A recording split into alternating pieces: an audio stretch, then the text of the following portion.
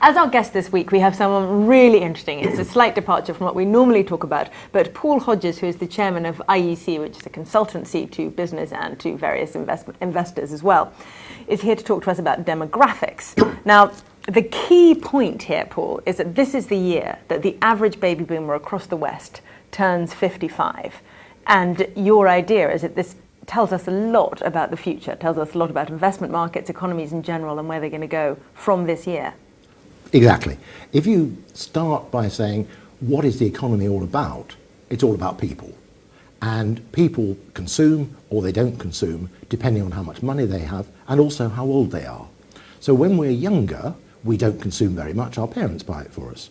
As we get into the sort of 25 to 54 age group, then we start setting up home, we start getting jobs, we move forward in our career, we may well have children, we buy houses, we buy cars, so our consumption goes up very quickly.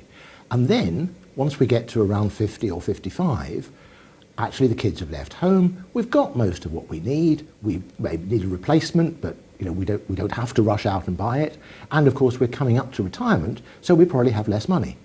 So the reason why therefore 55 is so critical for investors is that it marks the point where, if you look at all the survey data from governments here in the UK and around the Western world, this is approximately the point at which the spending really starts to slow down, because the kids have left home and people are therefore now focusing on what is we're going to be doing now. Maybe we do a bit of travel and so on, do those long trips before we get too old to do them, but basically otherwise our spending slows. So 55, very key age. So if you have an economy that is very much based on consumption to be its main driver, you can't expect to have good economic growth. Yeah, I mean, we have in the UK 60% of the GDP is household consumption. Now, if people, as I say, to me, the economy is all about people. If the economy is composed of people who are no longer really needing to buy because there are so many much older people in the economy, then you're going to have slower growth. I don't think this matters, though. I mean, let's take the other side of this coin. If we were sitting here 100 years ago and we were doing a motion picture, early motion picture, we would all be dead, more or less, at 55. Now, so there is a trade-off that says, if you want to have a young, vibrant, growing economy, kill all the people over 50, which is what used to happen until about 50 years ago. Well, and then the younger people would inherit their wealth and then they'd have a higher degree of spending power. Exactly. Well, there's that bit to it as well, but basically what it would mean is you wouldn't have all this generation of people. Almost a third of the UK population is now over the age of 55. So they just don't need anything, but they're very happy. Well, people over 55 alive, this is good news. So why are we trying to snatch disaster from the jaws of victory? We've doubled life expectancy in this country. We've trebled it in the emerging world over the last 100 years. And suddenly, because we have a growth slowdown, this is a disaster. But it might be good news to have lots of older people alive dragging on our growth from a human point of view, but it's a very bad thing from the point of view of our huge national debt and our utter inability to pay it off, right? Well, yes, but I mean, I read a story the other day that we are surprised by the fact that we're going to have some more primary school places, and that this hasn't been planned for. Oh, for goodness sake. No kid turns up tomorrow at primary school at the age of 5 just out of the blue. They've been around for 5 years.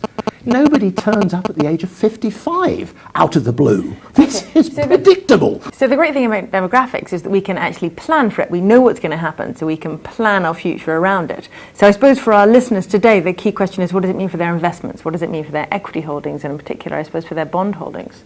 Well, yes, I mean, we've been arguing.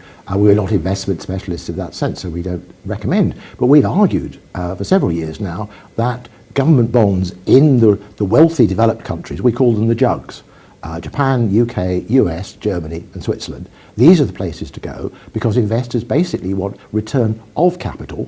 They're not terribly worried about return on capital because they think it's rather risky. And it's been quite funny because I think we launched this concept of the jugs about 3 years ago, almost exactly, and since then they have done spectacularly well, and everybody keeps telling us we're wrong. So fine, we'll keep. Absolutely nobody agrees with you. Absolutely that nobody. Developed market bonds are safe. That's right. Well, our view is that if you got a population in the Western world which has all of the money, I mean, it has 2/3 of the world economy, so this is where the money is, If you go to rob banks, go where the banks are. Go where the money is. So this is the point, that if we have an aging population in the West, we've got something like a third of the population that's over 55, they are inevitably, because they haven't saved enough in the past for their retirement, they're going to have to save more now. Now, they're not going to try and put it all on the 3 o'clock at Newmarket and hope it's going to work. They're going to put it into what they think is, well, if that goes wrong, then the whole thing is... But they're going to be very worried about inflation, surely, these people. But why should you be worried about inflation? There's no prospect of inflation unless governments, do an even bigger mess up than seems possible today, because there's no demand. But given where bond yields are at the moment, how much longer can a kind of bull market possibly go on for? There's been a bond bull market for about 30 odd years now, and bonds they essentially cannot get any more expensive.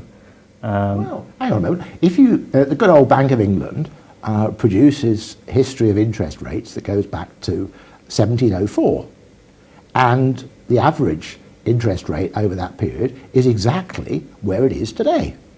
What you saw, and you see this with the Federal Reserve history of interest rates, which only goes back 100 years and so on and so forth, is that during the 70s and during the 80s, suddenly, for some reason, obviously nothing to do with demographics, not to do with an excess of demand and not enough supply, or anything to do with this, but probably to do with a spreadsheet.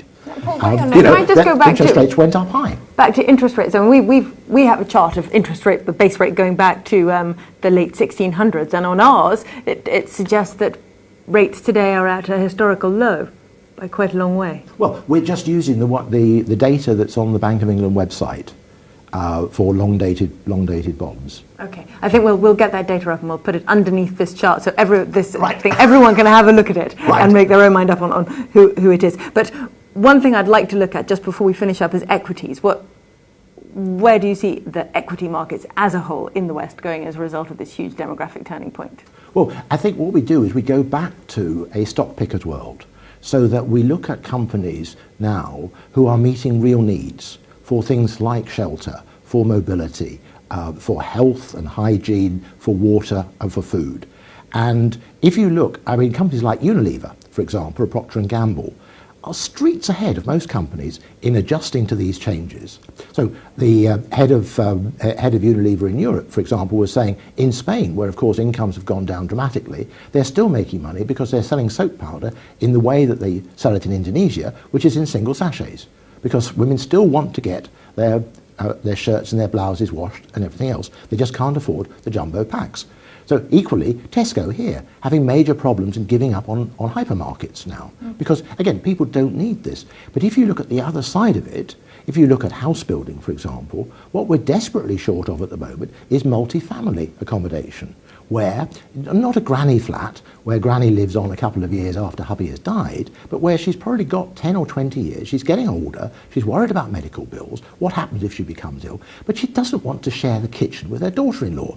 And her daughter-in-law certainly doesn't want to share the kitchen with her. So a bit of imaginative planning. And there's a company in the States, Lennar, the third largest house builder, and they point out that this market is completely underserved. There's 10,000 Americans retiring every year now for the next 18 years, and this is the only company that's actually producing this type of house, which is clearly very much in demand.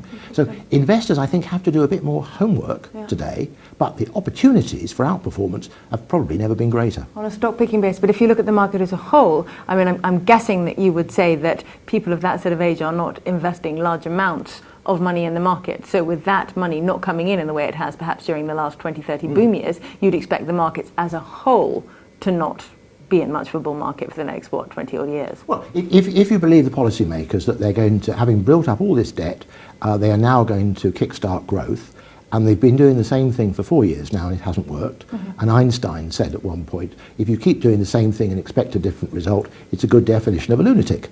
And I'm not suggesting that policymakers are lunatics, of course. I think they're just misguided.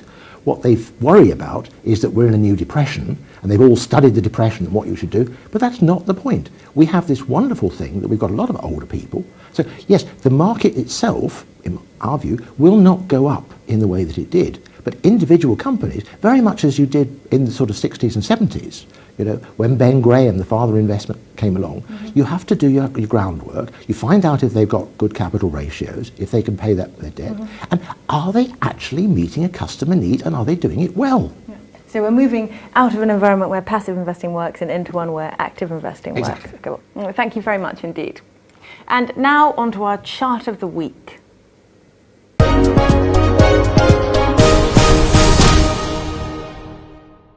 Now, if you look at this particular chart, you'll see it's of Japanese consumer confidence. Now, this is interesting because we've been talking about Japan for some time, and obviously more recently we've been talking about the huge explosion of monetary policy in Japan. And the key question you have to ask yourself when you're looking at this is, are the Japanese authorities serious about what they're doing? Is Mr. Kuroda, the current Bank of Japan governor, is he serious, and do we believe in him? Now, we do. We believe he's serious. We don't know if the huge increase in money in Japan is actually going to work, but we do believe that Mr. Kuroda is going to do his utmost to make it work. But what this chart shows you is that the Japanese people also believe in him. You can see confidence rising quite substantially recently, and that matters because, of course, you're trying to create inflation. You need people to believe that you are capable of creating inflation, and this rise in confidence suggests that perhaps that is something that the Japanese population are at least beginning to believe, and that's just another reason why you might want to make sure you do have a little bit of money, at least in Japan. Thank you very much for watching this episode. I hope you enjoyed it. Please do keep your comments coming. The only way we can make this show how you want it to be is if you keep telling us how you want it to be. Thank you very much.